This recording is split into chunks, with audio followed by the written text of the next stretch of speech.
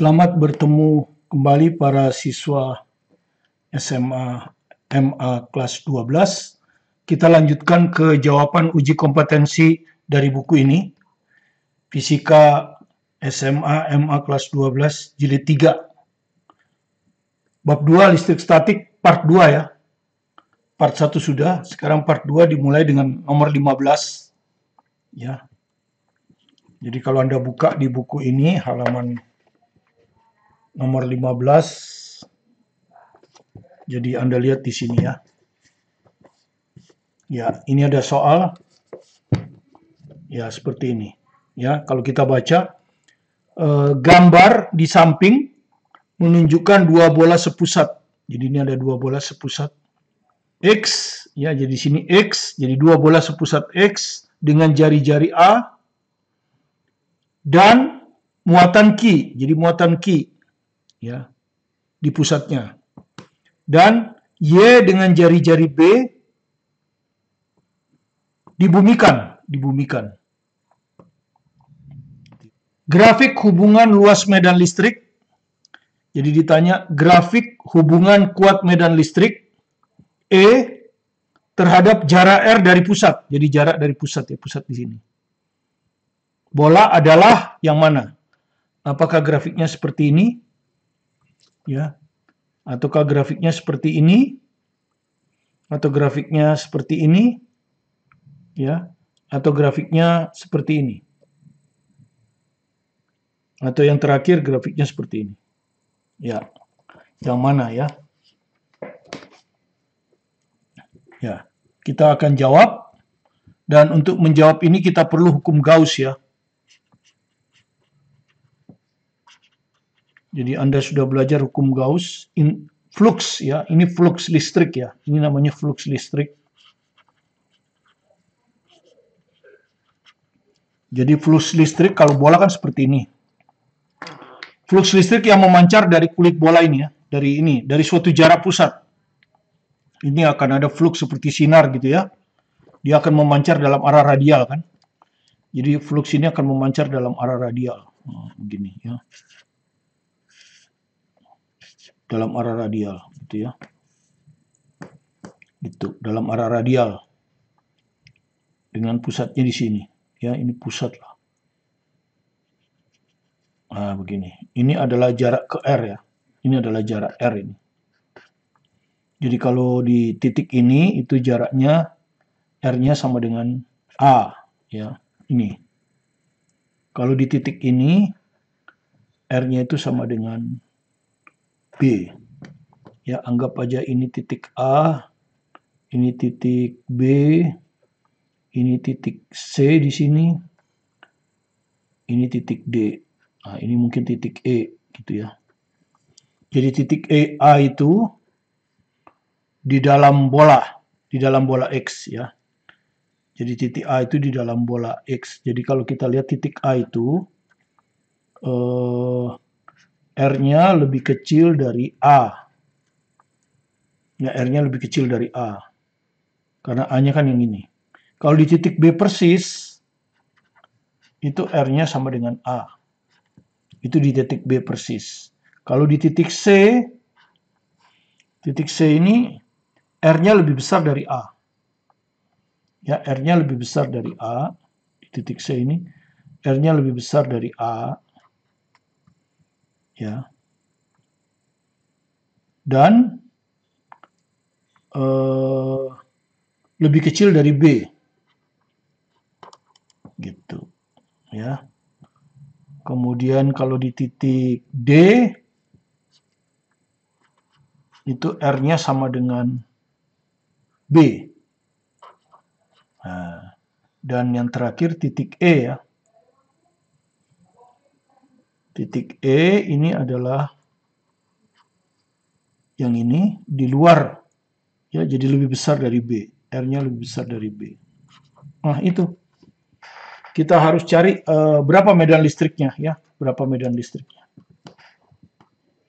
Nah, untuk itu kita perlu hukum Gauss yang menyatakan bahwa flux listrik yang memancar pada jarak R, misalnya kita ambil permukaan tertutupnya ya, ini berbentuk bola juga. Nah, ini permukaan tertutupnya, ya. Untuk permukaan satu lah, anggap ini permukaan satu. Nah, ini akan memancar di sini. Nah, flux listrik yang memancar itu akan sama dengan integral tertutup. Integral tertutup artinya tertutup permukaannya. EDA. Harusnya pakai cos. Tapi kenapa? Tidak, karena kalau kita punya saya gambar di sini ya, kalau Anda punya permukaan bola, ya, terus Anda ambil permukaan di sini pada jarak R, ya, ini pusatnya, maka medan listrik itu arahnya akan ke sana. Kemudian luas juga arahnya radial, ya, luasnya ini arahnya juga radial. Jadi sebetulnya persamaannya itu EDA cos theta, di mana theta ini sudut antara E dan ini adalah sudut antara medan listrik, arah medan listrik, dan arah luas bidang. Nah, di sini kan searah ya. Kalau searah maka tetanya 0 derajat. Ya, di sini tetanya 0 derajat. Sehingga kosinus 0, 1. Makanya hanya EDA saja. Ya.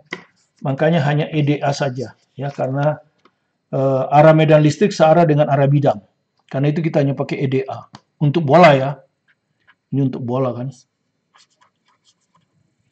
Ya, nah ini akan sama dengan sigma muatan yang dilingkupi, ya. Sigma muatan yang dilingkupi dibagi epsilon 0, ya. Ini adalah resultan jumlah muatan yang dilingkupi, ya. Jumlah muatan yang dilingkupi oleh permukaan tertutup. Yang dilingkupi oleh permukaan tertutup. Di sini permukaannya berbentuk bola, ya. Itu hukum Gauss. Nah, sekarang saya ambil yang untuk bentuk pertama dulu, ya, luas satu ini, ya. Anda lihat, luas satu ini R-nya tadi kan lebih kecil dari A. Yang ini, ya. Anda lihat, ini adalah kulit bola, ya. Sehingga ketika kita kasih muatan tidak diberitahukan kan di sini. Ketika kita kasih muatannya akan terkumpul di permukaan. Jadi muatan itu akan terkumpul di sini. Ya, muatan akan terkumpul di sini. Muatan Q itu akan terkumpul di sini. Nah. Ya. Muatan Q itu akan terkumpul di permukaan. Ya. Di tengah ini kosong, tidak ada muatan. Jadi kalau kita akan pakai ini, ya, integral tertutup EDA-nya itu akan sama dengan resultan muatannya 0, ya. Jadi di permukaan pertama ini sigma Q-nya sama dengan 0. Jadi ini sama dengan 0 per epsilon 0. Artinya 0 dibagi berapa aja? 0. Nah, supaya integralnya 0, luas nggak mungkin 0. Maka yang mungkin 0 adalah E. Jadi di sini kita dapat E untuk R lebih kecil A itu 0. Gitu. Jadi untuk lebih kecil A itu 0. Sehingga kalau kita bikin grafiknya, ya, kalau kita buat grafiknya, ini R, ini E, ini 0 ya, pusatnya taruh sini 0, R di sini itu 0, A itu misalnya di sini. Nah. Jadi R di antara lebih kecil A berarti ini kan, lebih kecil A itu ini, ya, lebih kecil A itu ini, nah, ini nggak masuk. Lebih kecil A ini. Nah, ini grafiknya seperti ini. Nah, itu yang pertama. Jadi kalau Anda lihat jawabannya, sebetulnya kalau dari sini aja, jawabannya mungkin benar. Ini kan, ini jawaban B ini kan ini. Ah, ini. Ah, ya, jawaban A, kalau Anda lihat jawaban A itu gini. Ah, ini. Nah, jadi jelas salah ya. Jadi jawaban A jelas salah. Ya, jawaban A ini jelas salah. Oke. Jawaban B mungkin betul ya. Mungkin betul.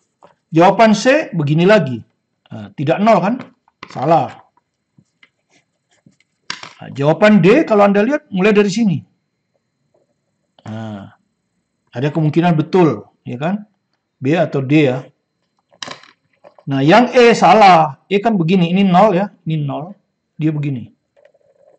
Nah, ya kan? Jadi salah. Jadi yang mungkin betul tinggal B atau D. Ya. Jadi yang mungkin betul hanya B atau D, ya. Jadi dari sini yang mungkin betul itu tinggal B atau D.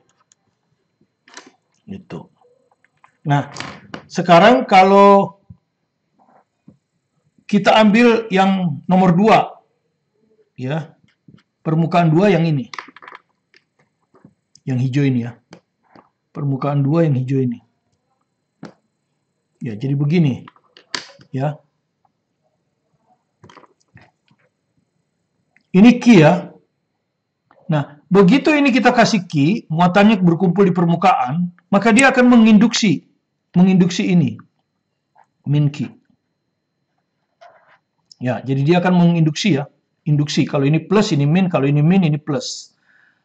Harusnya di sini muatannya min key, tapi apa yang terjadi? Dia dibumikan. Jadi kalau dibumikan, maka min key ini akan mengalir, ya, mengalir ke bumi, gitu. Sehingga akhirnya muatan akhirnya jadi 0. Jadi muatan akhirnya di sini 0. Sehingga kalau di permukaan sini muatannya Q, di sini 0, ya kita tambahkan juga Q. Berarti kita ambil aja permukaan kedua itu lewat E. E sudah mencakup semuanya ya. Permukaan 2 ini sudah mencakup semuanya ya. Permukaan 2 ini sudah mencakup semuanya. Sudah mencakup titik B, karena muatannya Q. Di C, ini Q juga. Karena di sini 0. Q tambah 0 ya Q juga. Di luar sini muatannya juga Q. Jadi permukaan 2 ini sudah mencakup semuanya. Jadi kita bilangnya R lebih besar atau sama dengan A. Nah, waktu R lebih besar sama dengan A, resultan muatannya adalah Q ditambah 0 ya toh? Q ditambah 0. Jadi Q. Jadi resultan muatan di sini tuh Q. Karena di sini jadi 0 kan, karena dibumikan. Ya. Jadi kalau dibumikan ini akan jadi 0. Oke, jadi integral tertutup EDA ya sama dengan resultan muatan. Resultan muatannya Q. Jadi resultan muatan Q per epsilon 0. Nah, dari sini kita dapat E, ini kita anggap bilang tetap untuk permukaan ini, bilang tetap kan E-nya. Tidak berubah, serba sama di sini. Jadi E dikali DA, ya integral DAA kan, integral DAA. Ya. Gitu. Jadi ini tuh bilang tetap. Jadi kalau kita ambil integral seperti ini nih. Integral tertutup EDA sama dengan Q per epsilon 0. Nah, ini karena bilangan tetap, dia akan keluar ya. Untuk jarak tertentu dia tetap. Nah, ini jadi integral tertutup DA sama dengan Q per epsilon 0. Nah, integral tertutup DA itu yang luas. Luas yang merah ini. Luas ya, jadi luas. Nah, luasnya itu adalah 4pi R kuadrat. Bola kan? Bola ya. Gitu. Ini. Ya, jadi kita tulis E-nya ER lebih besar dari A ya. Lebih besar dari A kali DA-nya 4pi R kuadrat. Sama dengan resultan muatan Q per epsilon 0. Dari sini kita dapat E untuk R lebih besar sama dengan A itu adalah Q per 4pi epsilon 0. Jadi ini pindah ke bawah gitu ya. R kuadrat. Nah, ini. Jadi kalau Anda lihat ini bilangan tetap semua ya. Ini bilangan tetap ini. Nah, bilangan tetap ya. Kemarin kita tulis ini, kalau bilangan tetap berarti sebanding dengan 1/r kuadrat kan. Kemarin sudah tahu kan kalau sebanding 1/r kuadrat itu hiperbola. Jadi pertama naik dulu ya, waktu R-nya sama dengan A. Bagaimana kalau R-nya sama dengan A? Ini R-nya sama dengan A, kita perlu kan? R-nya sama dengan A, jadi masukkan di rumus ini. R-nya sama dengan A itu di sini ya, di sini. Di titik B ya. Ini R sama dengan A. Dia tidak 0 kan? Nah, Kalau Anda lihat harganya berapa? Kalau R-nya sama dengan A, maka E-nya E di B ya.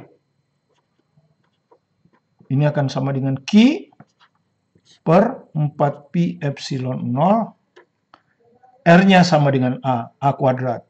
Nah, itulah. Jadi titik ini. Nah, ini adalah Q per 4Pi epsilon 0 A kuadrat. Nah, di sini. Nah, ini sama dengan, kalau di sini tidak lompat dia. Jadi lompat, dari sini lompat ke sini. Setelah lompat, dia hiperbola. Kemarin sudah ya, sebanding dengan per R2, R kuadrat, hiperbola. Jadi dia akan seperti ini. Hiperbola ya, sebanding dengan seper R kuadrat. Hiperbola. Nah, nanti kalau Anda tanya, bagaimana kalau di B? Ya letakkan aja di sini B. Nah, maka ini. Nah, ini. Kalau Anda ingin tahu berapa nilai ini, ke sini. Nilai ini akan sama dengan ini, cuman A-nya diganti B kan. Q per 4Pi epsilon 0 B kuadrat. Nah, seperti ini. Jadi grafiknya seperti yang hijau ini.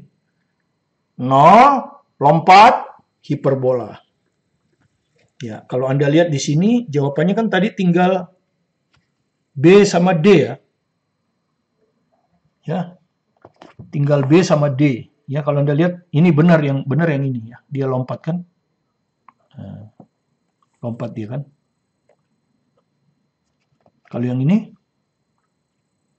lompat juga, tapi dia memotong sumbu X ya, memotong sumbu X. Ini sumbu X. Ya kalau di kita bukan X ini R ya. Nah, memotong, tidak boleh motong. Hiperbola tidak boleh memotong. Ya, hanya mendekati. Jadi jawaban B ya. Jadi jawaban yang benar adalah B. Jadi ini tidak boleh memotong ya. Jadi begini. Kalau begini salah. Nah, motong nggak boleh ya. Jadi ini tuh salah. Nah, kalau begini salah. Tidak boleh motong. Hiperbola itu tidak memotong kan. Hanya mendekati. Jadi kalau R-nya mendekati tak hingga, E-nya 0. Ya, seperti itulah grafiknya ya. Ini soal yang diambil dari graduate GRE ya. Lupa lagi saya. Graduate examination pokoknya ya. Lupa lagi saya. Singkatannya ya, di Amerika. Ya, sekarang kita ke soal nomor 17 ya. Juga masih hukum Gauss. Ya. Jika di pusat sebuah bola berjari-jari 1 meter, terdapat muatan sebesar plus 2 mikrokulom. Jadi ini ada, sini aja ya. Ini ada bola, ini bola ya. Ini ada jari-jarinya, 1 meter. Di pusat, dia bilang di pusat ini. Terdapat muatan, jadi pusat sini ya. Di sini terdapat muatan sama dengan plus 2 mikrokulom. Gitu ya. Kalau mau dijadikan sistem internasional, ya ini ada satuannya, lupa saya tulis ya. Tentu ya. Yang ditanyakan besar flux listrik ya. Ada satuannya ini. Ini satuannya Newton meter kuadrat per kulom. Nah, ya, jadi semuanya sama. Ini Newton meter kuadrat per kulom. Ini Newton meter kuadrat per kulom. Ini Newton meter kuadrat per kulom. Newton meter kuadrat per kulom. Jadi sistemnya internasional kulom ya. Ini kan 2 mikrokulom. Ini artinya 2 kali 10 min 6 kulom. Oke. Ditanya flux listrik. Nah, tadi kita udah bilang kan, flux listrik itu hukum Gauss adalah integral tertutup EdA. Sama dengan sigma Q per epsilon 0. Ya, inilah yang disebut dengan flux listrik. Jadi flux listrik ini adalah sigma Q per epsilon 0. Epsilon 0 itu diketahui ya. Di sini ada tabel nanti. 8,85 kali 10 min 12 sistem internasional. Jadi ini diketahui. Sigma Q, muatan yang dilingkupi. Nah ini, bola ini melingkupi muatannya hanya 1 di pusat. Yaitu 2 kali 10 min 6. Ya. Jadi sigma Q-nya adalah 2 kali 10 min 6. Coulomb. Ya, ini dari sini. Dengan demikian fluxnya langsung kita hitung ya, pakai rumus ini. Flux sama dengan sigma Q per epsilon 0. Sigma Q-nya adalah 2 kali 10 min 6 per epsilon 0-nya 8,85 kali 10 min 12. Ya. Nah, ini kalau Anda hitung nanti, kan di sini kalau Anda lihat angka depannya beda ya. Ini angka depannya 0, ini 1, ini 2. Jadi cukup aja kita hitung ini ya. Ini kita bikin supaya nggak ada, jadi 2000.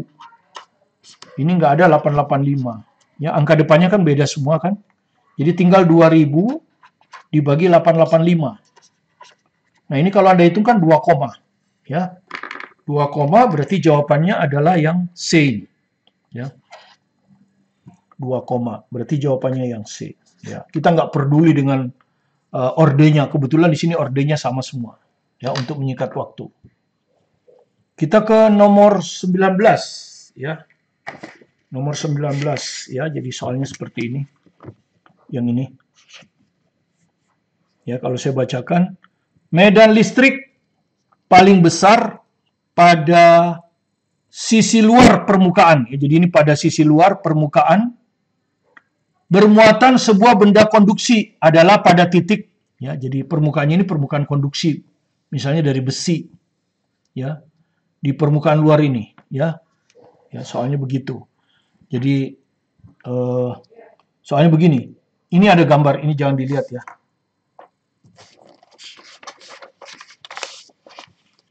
Ini jangan dilihat, ya. Lihat aja gambar ini, saya bacakan soalnya. Medan listrik paling besar pada sisi luar permukaan bermuatan sebuah benda konduksi. Jadi konduksi ini benda konduksi, bukan isolator. Pada titik mana? Jadi di titik mana di luar ini? Ya. Medan listriknya paling besar. Ya, jadi medan listrik paling besar. Apakah di titik A, di titik B, di titik C, di titik D, di titik E? Nah, hukumnya seperti ini. Ya, untuk benda konduksi, medan listrik paling besar pada permukaan yang runcing. Ya, permukaan yang paling runcing itu medan listriknya akan besar. Kenapa? Di sana terjadi pengumpulan muatan. Ya, karena muatan cenderung berkumpul pada permukaan yang runcing. Karena itulah, kalau Anda pakai payung yang ujungnya besi pada musim hujan di mana terjadi badai, bahaya.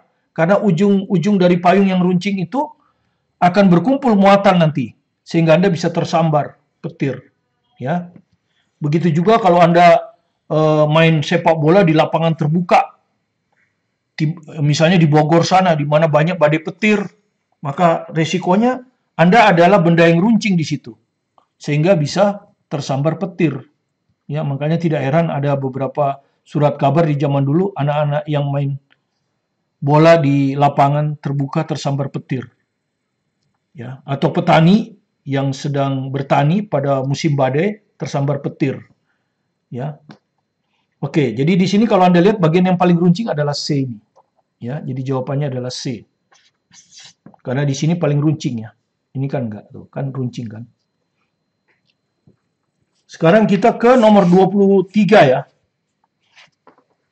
23. Jadi kalau saya bacakan soalnya, dua muatan listrik masing-masing besarnya plus 4 mikrokulom dan 9 mikrokulom. Ya. Sebuah titik pada garis hubung kedua muatan tersebut berjarak R dari plus 4 mikrokulom, ya, jadi berjarak R dari plus 4 mikrokulom, dan set dari plus 9 mikrokulom. Jika kuat medan listrik itu 0, set per R berapa? Ya, gitu ya. Jadi Anda sudah tahu di soal kemarin bahwa kalau ada dua muatan, ya, kalau ada dua muatan, kebenaran muatannya sejenis, maka medan listrik akan ada di between ya. Misalnya di titik P ini, EP-nya 0. Ya. Nah, ini diketahui R, ya, jarak dari titik P ke plus 4 mikrokulom. Itu R. Jarak titik yang medan listriknya 0 ini ke muatan 9 mikrokulom adalah Z. Ditanya berapakah R per Z, maka Anda sudah lihat kemarin bahwa kalau EP sama dengan 0, energi kuat medan listrik di titik di antara kedua muatan sejenis ini 0, maka akan berlaku jarak dari titik ini ke muatan 1, ya, RPQ1 dibagi jarak titik ini ke muatan 2, ya, RPQ2 itu akan sama dengan akar Q1 per Q2. Nah, R dari P ke Q1 itu dinamakan R. R dari P ke Q2 ini dinamakan Z. Maka tinggal diakarkan. Q1-nya 4 mikrokulom, satuannya sama ya. Jadi kita boleh tulis, tidak usah dijadikan kulom. Q2-nya 9 mikrokulom. Ya, jadi Anda lihat mikrokulomnya dihapus. Akar dari 4 itu 2, akar dari 9 itu 3. Jadi jawabnya 2 per 3. Ya, jadi jawaban C. Ya, jadi jawabannya C. Sekarang kita ke nomor 23 ya. Ini juga soal Graduate Record Examination ya. Graduate Record Examination Amerika.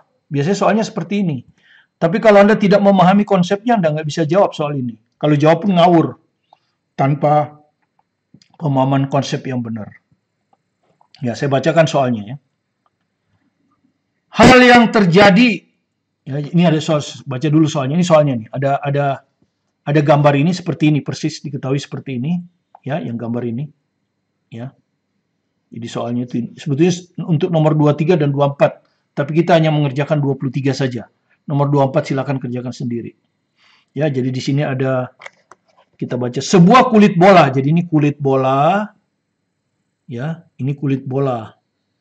Ya, jadi dia punya ketebalan. Kulit bola logam dengan jari-jari permukaan dalam A. Jadi jari-jari permukaan dalam ini A. Dan jari-jari permukaan luar B. Dibuat dari bahan konduksi. Jadi bahannya ini bahan konduksi. Ya, bahan konduksi. Suatu muatan titik plus Q diletakkan di pusat kulit bola. Nah, jadi muatan plus Q ditempatkan di pusatnya. Ya. Dan total muatan min Q diberikan pada kulit. Ya. Total muatan min Q diberikan pada kulit. Ya.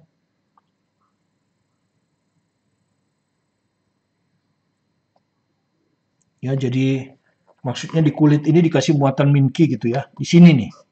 Dikasih muatan min Q gitu ya. Oke. Nah, hal yang terjadi jika muatan min Q didistribusikan setelah mencapai kesetimbangan. Jadi dia akan didistribusikan nanti kan. Kemudian tercapailah kesetimbangan. Nah, pada saat kesetimbangan itu tercapai, apa yang terjadi? Ya, jawaban A ini. Ya, ada sudah ditulis di sini, ya. Jawaban A, muatan 0 pada permukaan dalam, jadi di permukaan dalam ini 0 katanya. Muatan min Q pada permukaan luar, di permukaan luar min Q, dan seterusnya. Ya. Nah, mengerjakan soal seperti ini ya kita gambar ulang ya. Nah, ini ya. Apa yang terjadi tadi sudah ya. Ini muatannya plus Q di pusat, maka di sini akan diinduksi. Induksi kan, min Q. Nah, di sini akan diinduksi min Q. Kemudian ini akan menginduksi ke sana, plus Q.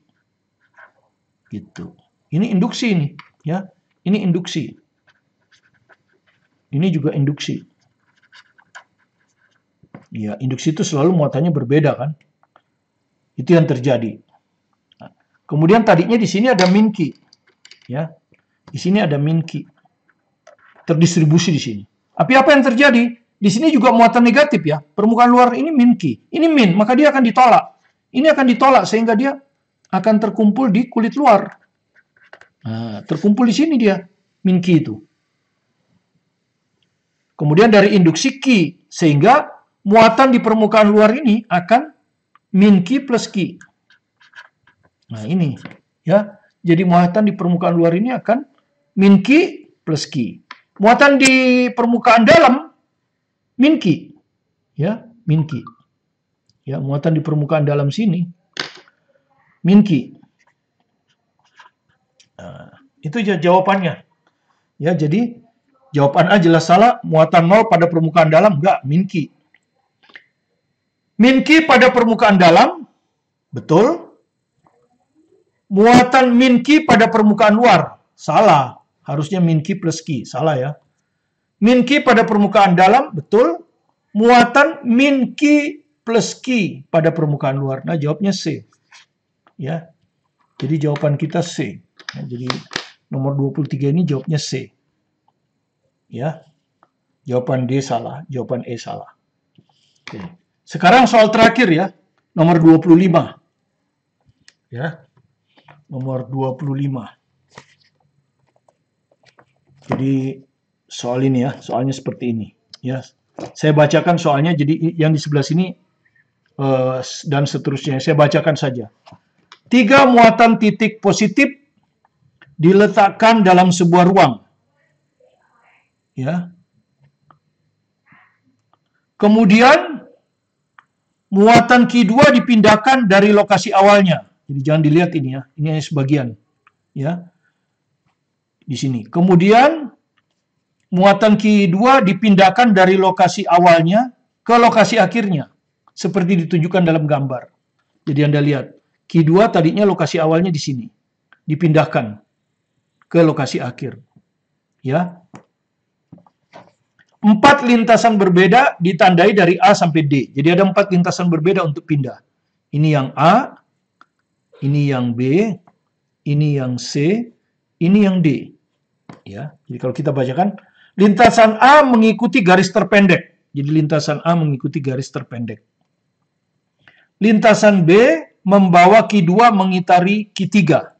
Jadi lintasan 2 ini, dia mengitari Q3 dulu, baru ke lokasi akhir. Ya. Lintasan C membawa Q2 mengitari Q3.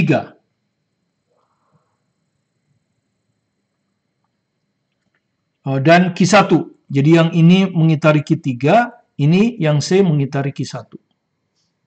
Ya. Lintasan D membawa Q2, lintasan D ini membawa Q2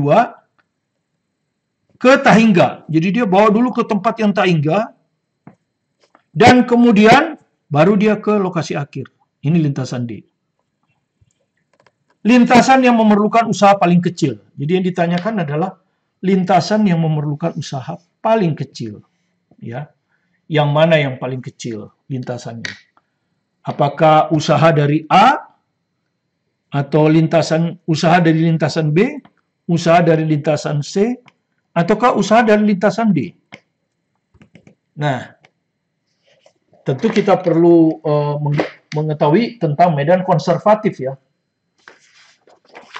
Jadi kalau Anda lihat di sini, ya jawabannya.